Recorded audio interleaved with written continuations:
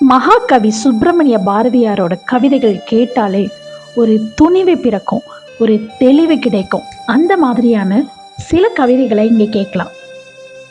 உங்களின் தோல்வி எங்கே ஒளிந்துள்ளது தெரியுமா?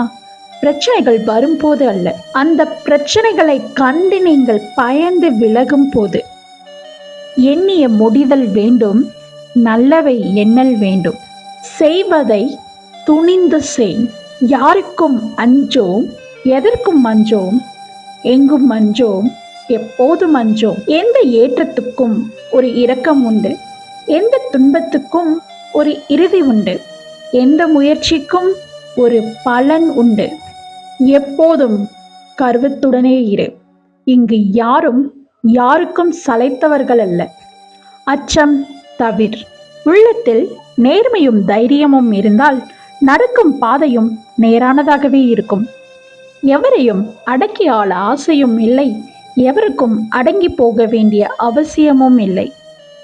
துன்பம் நேரும் சமயத்தில் அதை கண்டு சிரிக்க பழகுங்கள். அதுவே அத்துன்பத்தை வெட்டும் வாளாகிவிடும்.